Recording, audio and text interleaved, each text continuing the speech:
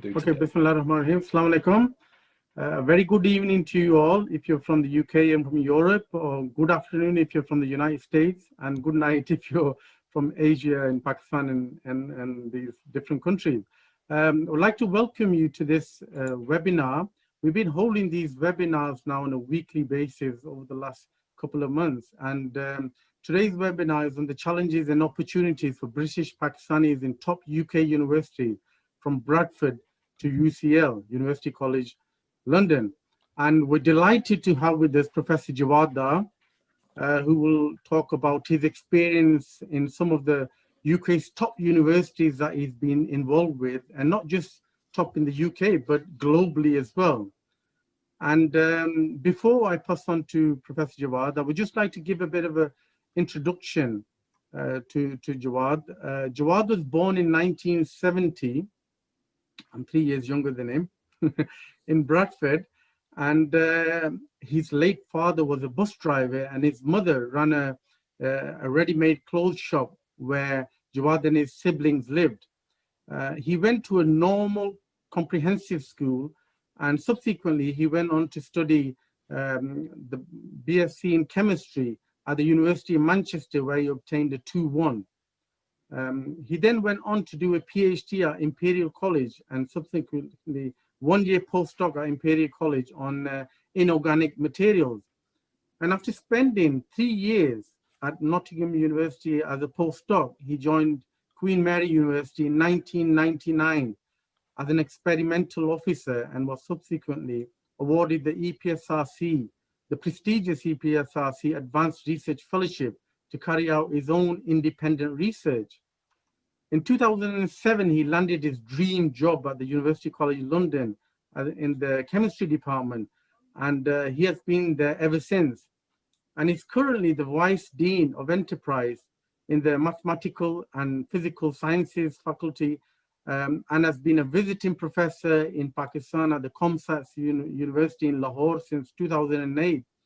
And his most recent achievement has been in the co-founding and current chairmanship of the UpSign charity, the UK Pakistan Science and Innovation Global Network, which seeks to support cooperation and coordination between the Pakistan and UK in research across multiple sectors, and also to support British Pakistanis in their career aspirations. In his academic achievements, he has published over 170 peer-reviewed papers, and has been involved in funding in excess of £20 million, British pound. His current research is focused around the development of new battery materials. So without further ado, I would like to pass on to Professor Jawad, who will speak for approximately 30 minutes. And then, because this is a interactive webinar, there'll be opportunity for questions, and Professor Dar will answer. And I'm sure Professor Dar, before he begins his talk, he will give some insight into how the Q&A will be conducted. So over to you, Professor Dar. Okay. Hello, everyone. Thank you for all of you for giving up an hour today. I hope it's going to be worth it for you. I've definitely prepared for this. So look, there's several boxes here. So let's familiarize ourselves with the boxes. There's a chat box, which is for chatting. If you really want to say something desperate, say it. And there's a Q&A box. The Q&A box, what I'd like you to do is to put any questions as we're going along. You can do them as you like. But in this box that says Q&A, just type in any questions that you have, or certainly by the end, type in the questions if you could. What we'll do is you can also vote for those questions if you want. If you like a question and you want to vote for it, then it'll come to the top. My good friend Shahid Latif will be comparing the Q&A bit. As we go along, I'd like to get your opinion, right? This is supposed to be interactive. So there's many here students. There's I see a few professors here or academics who've probably had similar experiences to me. I really love you to give us your input and insights, you know, so that I really value that.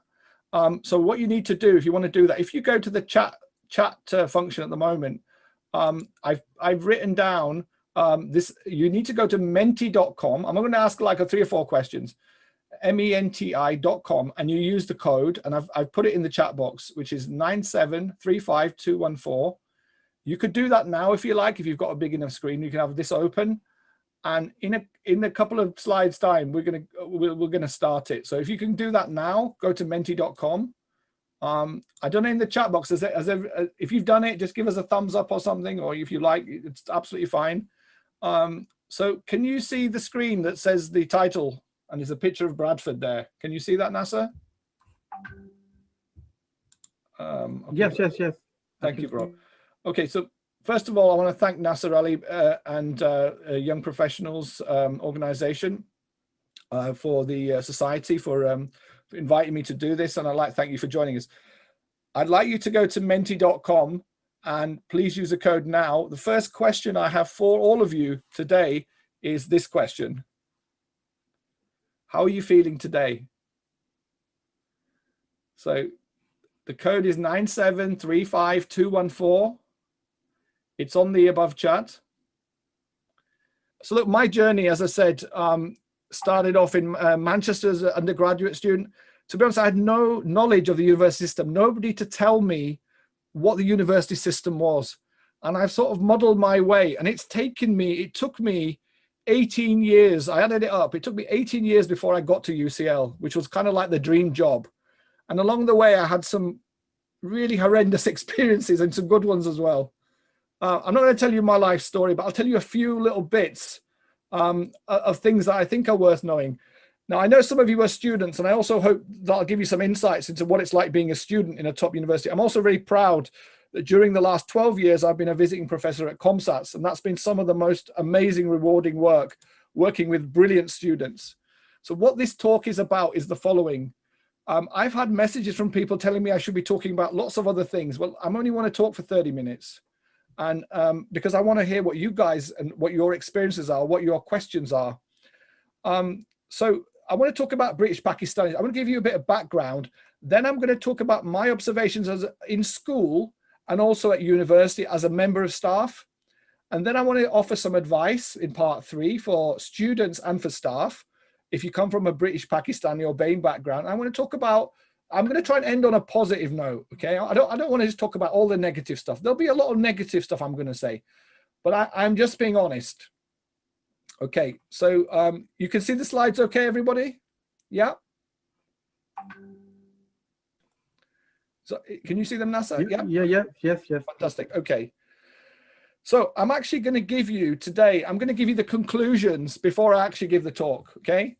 The conclusions that I'm going to come to, but we get to the end of the story, the conclusions are that British Pakistanis need to work harder to define the narrative. We are portrayed in a certain way, and we need to work harder to change that narrative. That's really important. And this comes from leadership and role models. And we are very lucky and very enriched in our cultural heritage and all these other things that make us different and stand out. We've got a lot of enrichment, and that's a global perspective that a lot of our white counterparts don't have. But the truth is there is bias in the system, and we have to play the game, and we have to play it better. And you have to value yourselves as British Pakistanis. Sometimes we sell ourselves far too cheaply, and I'll explain what I mean by that. Okay, I'll explain what I mean. We have to get involved more in stepping up for things as well. Sometimes, I know in particular in our community, we're very good at giving money, giving zakat and all these things. But sometimes we actually need to roll our sleeves up and get involved more. And there's some brilliant examples of people who get involved, but I think we could do even better. Okay, and there's actually data on this. So it's not just me talking on a personal perspective. There's actually figures, facts and figures I can quote to you if you want. The good news is for you students who want to come to top universities like UCL, and I'm going to talk about UCL today because that's where I come from. And I can talk about Imperial as well because I've been there and I know what it's like.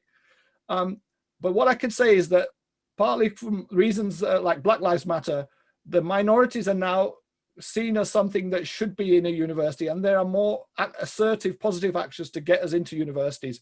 It's definitely happening. I'm not saying it's going to solve the problems, but it is happening. What we need to do, though, the one abiding rule is sometimes when we work in the university, we really need to understand the system and work it as best we can with the capabilities and the bias that is against us. But we also need to then help to change it as well once we get into those positions of power. And I'm doing it, and lots of other people are doing it now, particularly from BAME backgrounds. I'm really encouraged.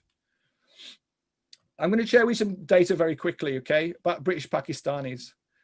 Now, these are figures from 2015-16, right? But when you look at attainment, and there's always examples of brilliant schools and brilliant students. I mean, I look at in Bradford, in my hometown, there's some brilliant work that's gone on at places like Faversham Academy and others where they've turned around schools and they've actually worked out why these schools were failing.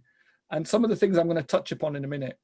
But the fact is, around circa 2015-16, British Pakistani boys in particular were really underachieving. So as an ethnic group, in terms of GCSE performance, you know, we weren't really pulling our weight. And I mean, I don't want to get into a big debate about our communities, but and that's a separate talk. But these are the facts. And this is the attainment gap, which you should have all heard of the attainment gap. And that basically says if you go in with similar A levels into a university, you will qualify on average with a slightly lower degree percentage. So 79% of white people getting 2-1s as their first degree. And this would compare with the same grades, Asian students. And of course, that will be made up of Indians as well as Pakistani. So you can imagine the Indians will probably be doing better because they're doing better at earlier stages as well. On average. So you'll get only under 68%. And of course, that compares to Black students who are getting about 55% of them are getting this 2-1, coming in with the same level of attainment. Why do we have this attainment gap? I can't answer that question necessarily fully, but I can say that universities are aware of it. They're becoming more active about it and things are being done. When we look at employment, the figures are really startling. Okay, so this is looking at across all employment in the first column. It's looking at men, then it's looking at women. So I mean, these facts are obviously from a few years ago now. This is 2017. For example, one of the things that's notable, and again, I'm not passing comment or judgment on this at all. Far be it from me to pass judgment on this. But there's a fact that a lot less of women, in particular from our backgrounds, are in the workplace, okay? And that's a fact. I mean, you compare this to white British women, 73%, Pakistani, and we've bunched Bangladeshis in here, in this one, 38%, okay? And again, I could give you a whole talk about this. But, you know, the facts are in terms of employment, again, we're doing worse than our white counterparts, our Indian counterparts. In fact, a lot of our Indian counterparts are in better paid jobs on average. And particularly Pakistani and Bangladeshis are in the lower skilled areas. And these are facts, okay? And these are not disputable. So I want to get your opinion on what you think white British people think about Pakistanis. And there was a survey done a few years ago now. This is circa 2013, but it hasn't changed that much. So look, I mean, we'll get a few more coming up. It's interesting that many of you perceive that white people would, and this is a very limited poll, okay? So I mean, you know, we can put caveats on these polls. So the question is, what do you think white people say about Pakistanis? And in particular, threatening, lean on the state and keep to their own. Well, it's not quite that, but that's quite an interesting response. In particular, though, you all identified that we keep to our own, okay? And I mean, this survey was, this is 2013. This is it's gone off on my thing. It was I think it was YouGov poll. Okay, so it's only 2,000 people, so it's not a massive sample. But I think the key thing to look here, and this is comparing actually Pakistanis to African to Eastern European backgrounds, okay? So we are seen as, out of those three ethnic backgrounds, we are seen as the most likely to keep on our own, okay? Why am I talking about keeping on our own? Because I believe that this is part of the issues that some of Pakistanis have in universities, or the perception maybe, perhaps. We are seen as reasonably hardworking, more hardworking than Blacks, slightly less hardworking than Eastern Europeans. Actually, we're not seeing as threatening. I know in the intervening years, I mean, this was 2013, you may argue that because of Islamophobia, that has changed now. And I do agree. I mean, most of these things have probably not changed, but the thing about Islamophobia definitely, I think, is an issue, and it's definitely grown with social media. So we can look at why you guys suggested threatening was higher now than it would have been in, say, in 2013. So that's really interesting. Okay, I want to briefly share, because I want to talk to most of you and get your questions. I'm just going to look at the Q&A section. So we haven't had any questions in Q&A, so feel free to add them at any point in the Q&A. It's absolutely fine to add them now if you like.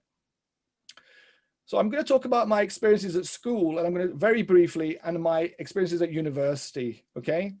And I think a lot of this is about having resilience.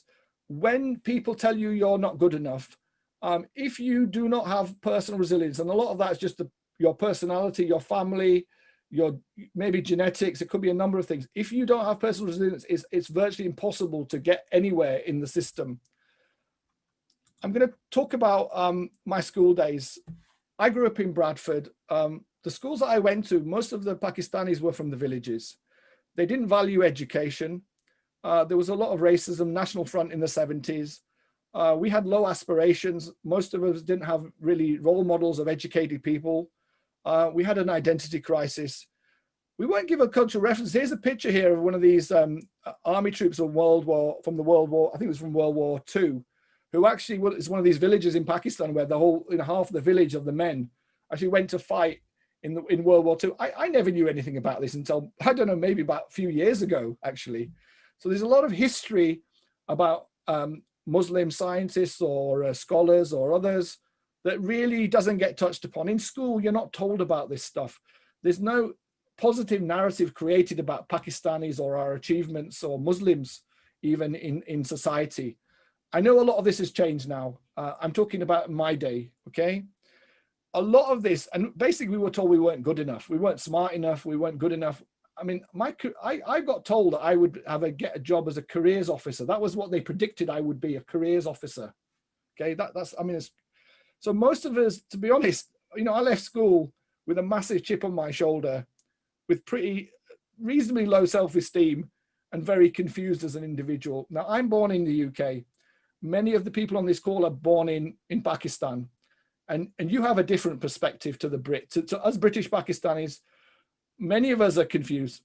I made a decision when I was 18 that I was British, and that was very proud, and I still am, of my Pakistani heritage, and I celebrate that.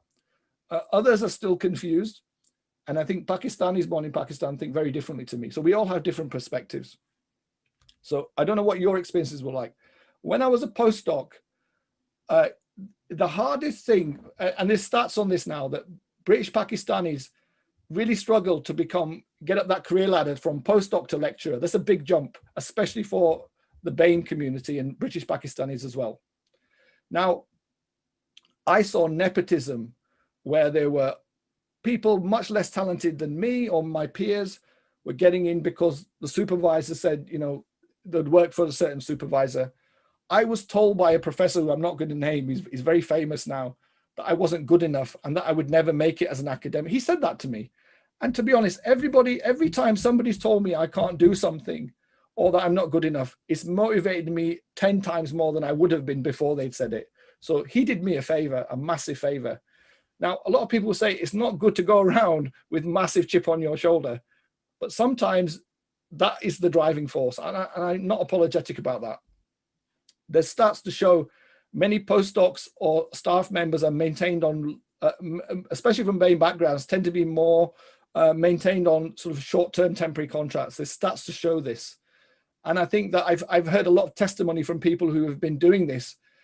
At lecturer level, I found the same thing. The point is, nepotism will get you so far, it'll get your foot in the door, but it doesn't guarantee you success. And I'm sure there's people here who've seen colleagues from other backgrounds, white backgrounds or otherwise, where they're not talented as some of the other people there, but they're handpicked because they can talk in the right way and behave in the right way. And unfortunately, that is what happens sometimes in universities. And I see it happen a lot. At lecturer level, there is essentially, I believe, some aspects of a closed society where if you're not accepted, you are excluded from certain things. Some of our community don't help themselves. I've got examples of people who come from India and from Pakistan. What they've done is they've worked under a white professor. And unfortunately, what's then happened is this professor has essentially exploited them, got them to do loads of stuff, write grants, bring in loads of funding, and never promoted them. And the reason they don't get promoted is because that professor benefits, or that individual boss benefits from them never going up the ladder, because they want to keep them where they are so they can keep working. I've seen this happen even at the top universities. It's really sad to say, but that is what happens. And so because I'm born in this country, I don't have those colonial issues, right? I think like a Brit. in some ways.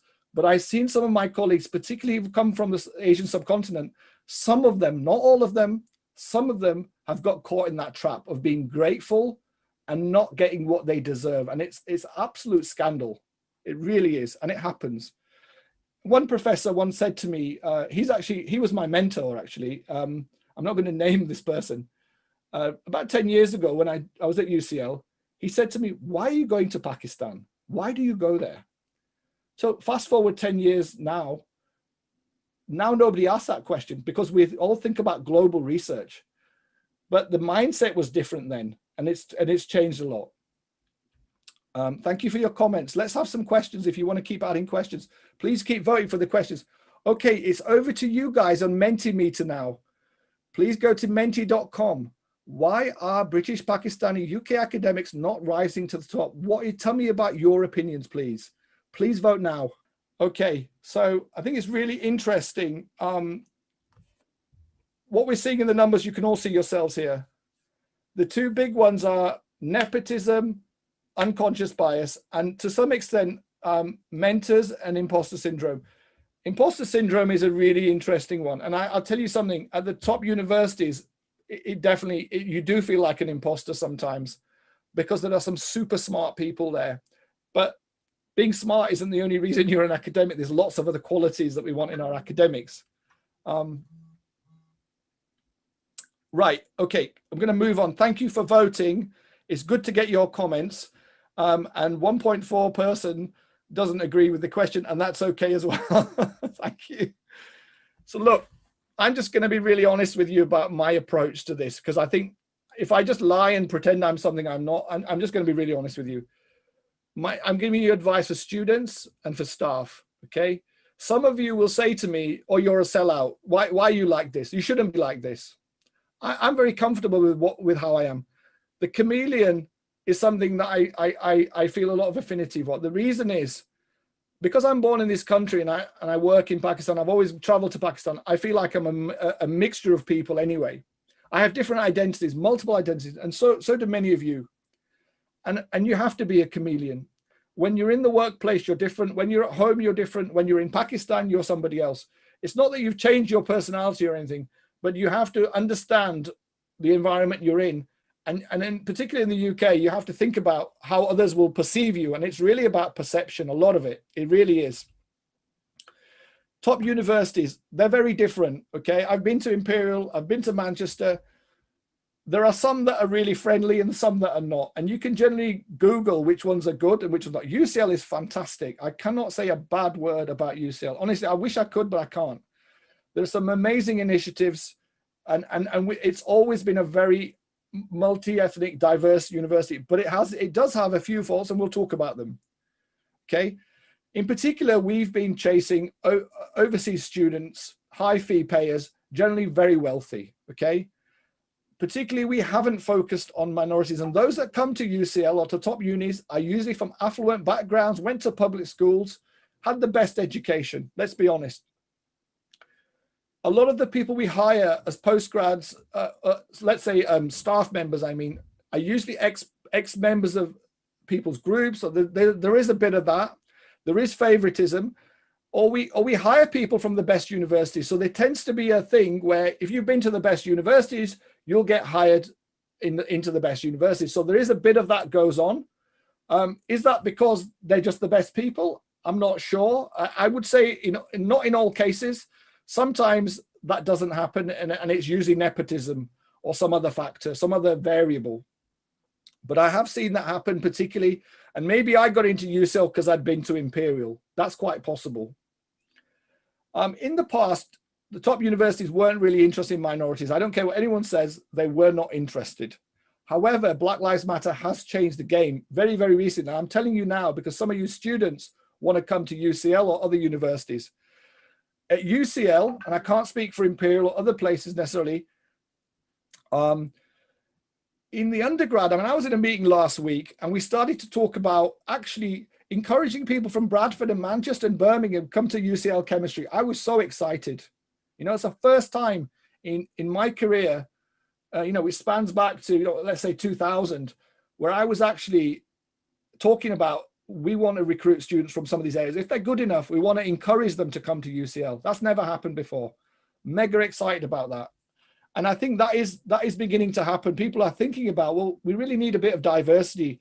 Is it about hitting targets? We can argue that. But we are also talking about hiring. In the last 5 years, we've been focused around hiring women to get more of gender equality. But actually, we've only been talking about hiring white women largely.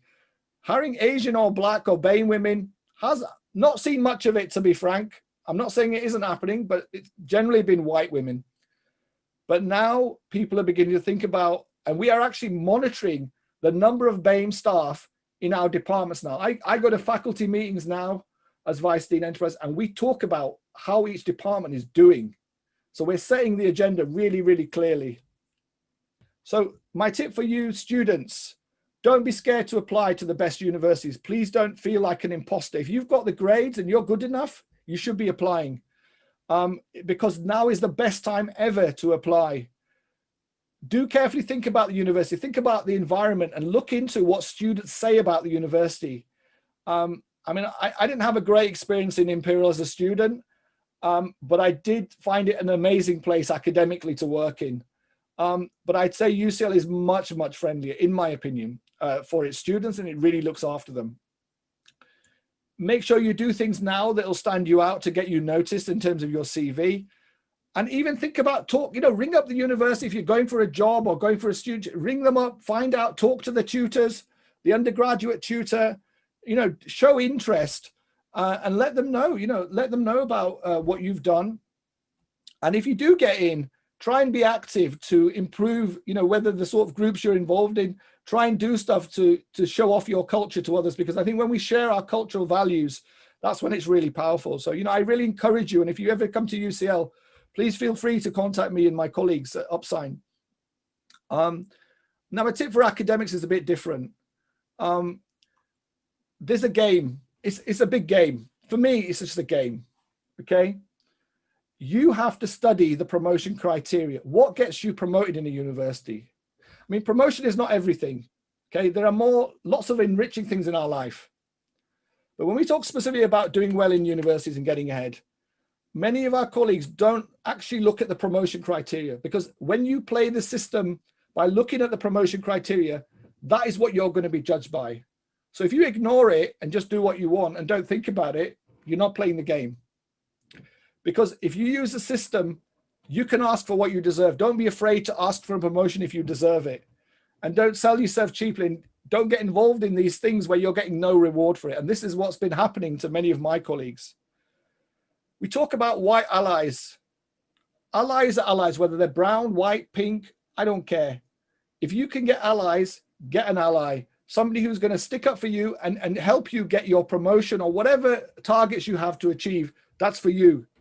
And if you have to be a certain way on a certain day in a certain crowd, try to be adaptable. I'm not asking you to compromise your values or anything like that. Absolutely not.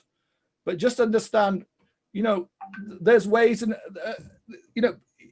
people perceive you in a certain way. And I know that some people would never change anything about themselves. They want to be the way they are, and that's up to them.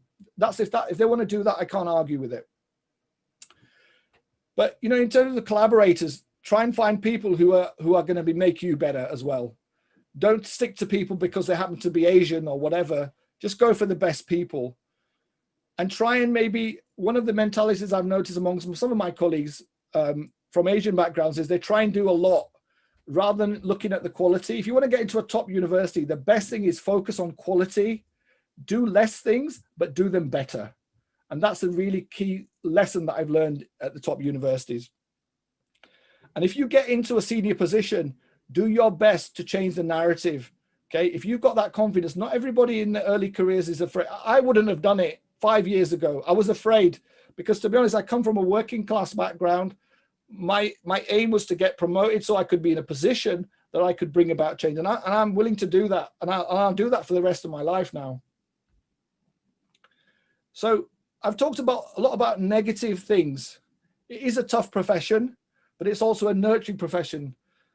You are teaching people, you are training people, you are giving them life skills. I love that. There's a lot of freedom to travel, freedom to set your own agenda. the best thing for me as a British Pakistani and for other British Pakistanis is the fact that we can work internationally.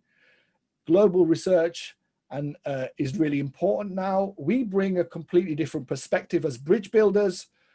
You know, our universities are beginning to recognize the diversity and the importance of it. And you know, the great thing is that if you're working across countries internationally, you can actually make change in the world. And that's actually quite tough if you just stick to UK-based research. You know, many of our colleagues are afraid to travel abroad. The bottom line is being an academic is a wonderful career choice. It's very, very hard. It's the toughest job I know. And your wife and kids won't thank you for working stupid hours. But the best thing about being a British Pakistani in the UK system is that you bring something new to the table. You have the ability to build bridges with other countries in Asia and Pakistan in particular. And generally, most of us are well-traveled, and we can offer some really world-changing, life-changing experiences for many, many people overseas as well. And we can also do brilliant research here, but we've got those options. And many of our white colleagues don't have those options. So we're very lucky. I just want to talk about giving back. I've been involved in UpScience since we set up about 3 years ago. It's been the best thing that I've ever done in academia. My colleagues are absolutely brilliant. I've made so many great friends. I'm so lucky. This year, we were lucky enough to go and do these amazing workshops. We had white allies, we had brown allies. One of the things I'm really keen is changing people's hearts and minds about British Pakistanis and Pakistan.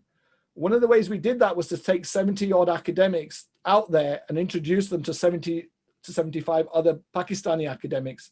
And you know, the mindset of those people changed, and many of them will come back feeling very, very different about Pakistanis and Pakistani research. And that's been a great achievement.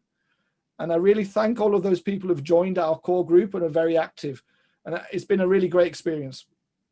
I'm giving you the conclusions again, because I gave you them earlier. You know, we must value ourselves better, and let's actually volunteer and step up and actually start to make a contribution. Would you like to take over for the last session? Yeah, Jawad, thank you very much. That's really, really a meaningful, focused narrative and a fantastic journey, you know, from someone who, in your words, Jawad, from a humble background, grown up in the backyards of Bradford, and made it all the way to the lights of London. And you know, first of all, just want to say a fantastic journey that you've done, and we're all proud of you. And you know, we need more people like yourself to be able to be out there. And when I was looking at the conclusions, I was just thinking that you know, it's how we basically look at utilizing people like yourself to be a step ladder, or if you like, as they say, there are two kind of peoples. There's that person who shows you the door as to that's the direction you want to go in, and then there are those people who kick the door open for you. So knowing Jawad, he's the latter. You know, I've known Jawad for, as he knows, for over 2 years now, but it sounds like I've known him for a long time. So he's a good friend and like a brother to me. So thank you, Jawad. That's for all that you've done and you're doing. I think it's a fantastic presentation today. So what I'll do is I'll quickly go to the questions. There seems to be a few questions here, so I'll try to unpick some of these in the Q&A session, which have been.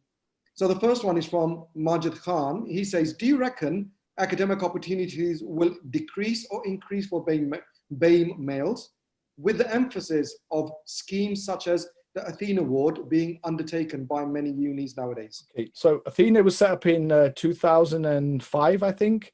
It could be 5 or 15. I think it's 2005. It was set up mainly for women. A lot of it was related to women and improving the plight for women. That's my understanding.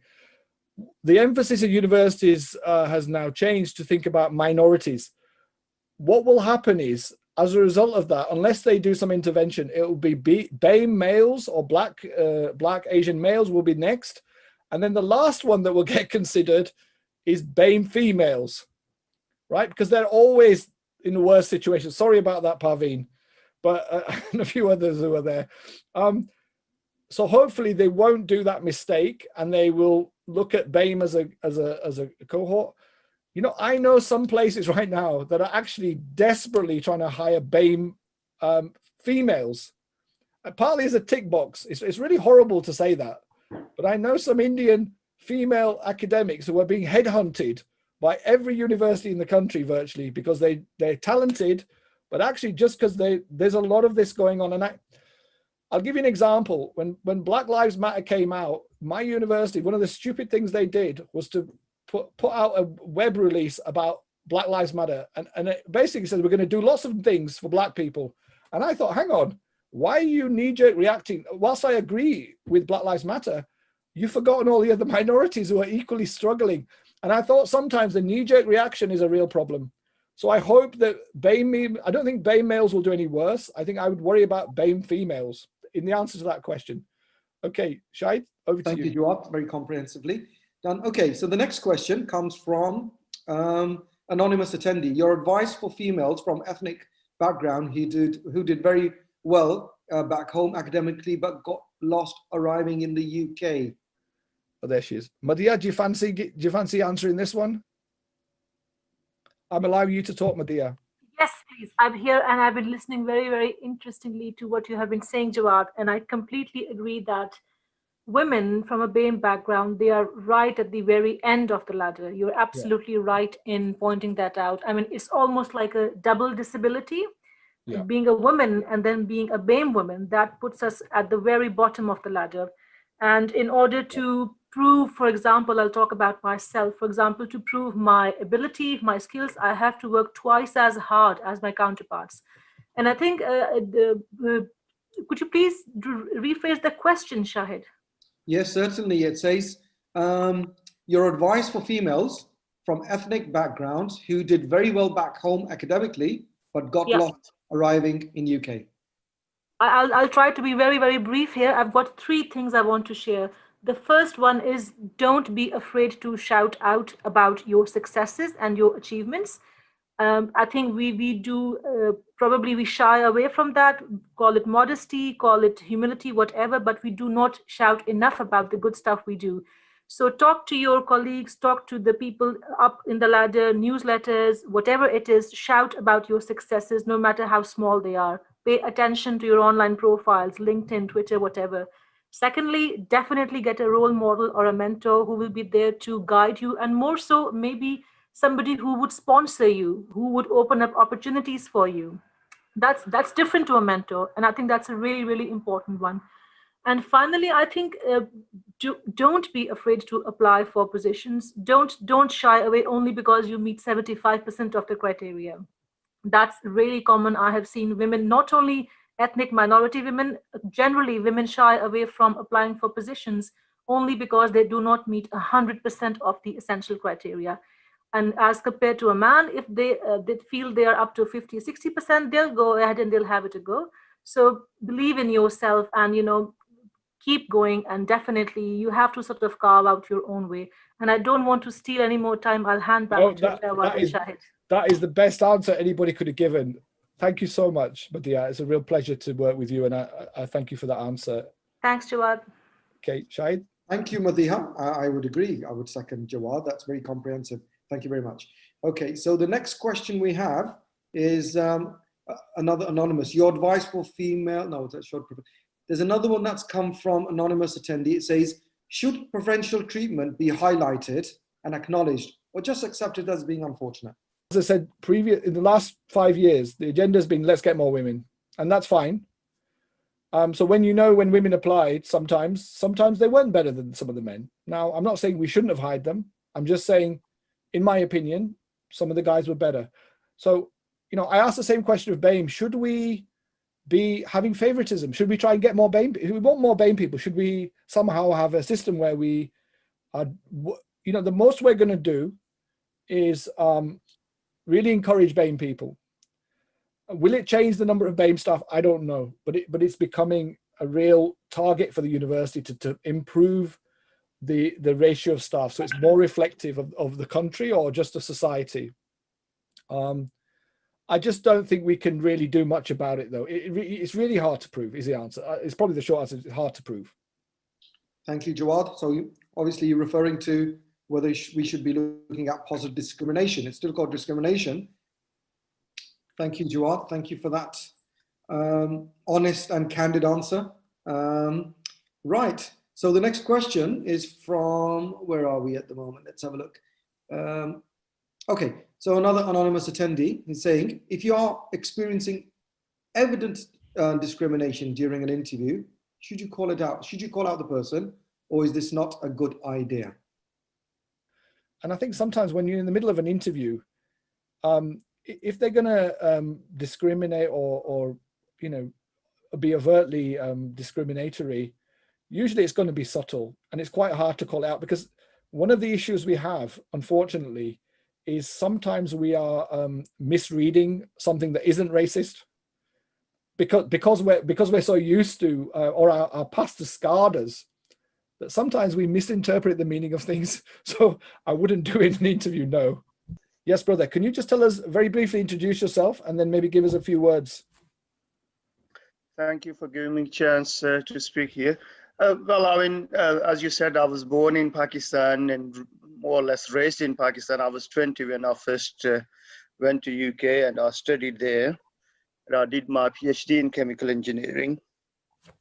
I've been employed at more or less all the West Midlands universities, including Aston, Birmingham, and most recently Keele University. So I've been doing more kind of PDRA kind of work, and still trying my luck on the lecturing for so far. Would you say you've experienced particularly any, I mean, do you feel there's a bias because you're from Pakistan? Oh, definitely. I mean, I think I will definitely share some of the stories which you brought up. And I mean, this is quite common in my career, which I've seen. But I mean, I know myself, I'm very hardworking. I can do the work which I have to do. But as you said, I may have a different perspective to do things. And that could be a barrier for my own kind of success, which I really need to, I mean, do the things the way people perceive these to be done. I don't think I have actually that kind of touch, which really puts me at the edge of, or let's say at the leading edge of the other academics. So yeah, thank you for that. And I mean, like I said, we're always here to support people who are struggling with this. I mean, there's a story I could, we could see hundreds and hundreds of people who, many people we know who are basically suffering this kind of bias, and it's so bad, but it is a fact of life, and it's really hard to know what to do about it. I think the best thing we can do is support each other, and there's many really prominent academics on this call today who've got to these good positions. So it's a responsibility of people who've got to the top, and there's quite a few of us here, so that we've got to keep supporting our colleagues. Thank you very much. Thank you. Should we close here? I mean, look, I think somebody asked about getting in contact. What I'd say is thank you, first of all, for all of you who stayed on. It's really amazing. I wasn't sure there'd be 5 people or 2 people today. My kids thought it was really funny that there might not be anybody. Thank you for that. And if I've never met you before, inshallah, one day we'll get a chance to meet. And I'd like to thank Shahid, I'd like to thank Nasser, I'd like to thank my team and the Upsign team. Please check out our website, upsign.com, www.upsign.com. What are we about? We're about supporting British Pakistanis, changing the hearts and minds of them. And inshallah, when COVID situation gets better, we'd love to meet with some of you. If you feel you've got time and you want to volunteer and get active, that would be great. I saw there was my friend Marwiya on the call earlier, and he's been very much involved in volunteering, and he's done some amazing things. So maybe at a later date, we'd like to introduce some of you to the idea of volunteering, because some of these volunteering jobs that he talks about are absolutely really, really important. And you'd be surprised, there's a complete lack of magistrates from the general public from BAME background. So there's great opportunities out there. So I hope some of you will encourage your kids and yourself to get involved in some of these things, because these are an important part of integration in society. So thanks for listening. And I hope some of you, oh, you are there. Thank you, brother. So Marwiya's there. Maybe I could, for those of you who've registered, maybe we'll send you Marwiya's details if you want to find out more about volunteering. because I think it's a really important topic. I'd just like to thank again everyone who helped. If you want to find more about Upsign, please drop Fazana a line. If you think you actually have got time to get involved, we have a very core team that we're very choosy about who joins our core team, because you have to give up time in your week to do something. But if you really are interested and committed, we'd love to talk to you about it. Okay then, so thank you very much, Jawad, for an excellent presentation, and it was an excellent, very interactive. I think there was a lot of other questions we couldn't get through. We didn't have the time. So thank you very much for everyone for joining. This webinar was actually live streamed on YouTube as well. So you will see this recording on the Upsign YouTube channel, and also on the Young Professional Society YouTube channel as well. So please do forward that to others who are not able to join us today. So once again, thank you very much, and keep safe.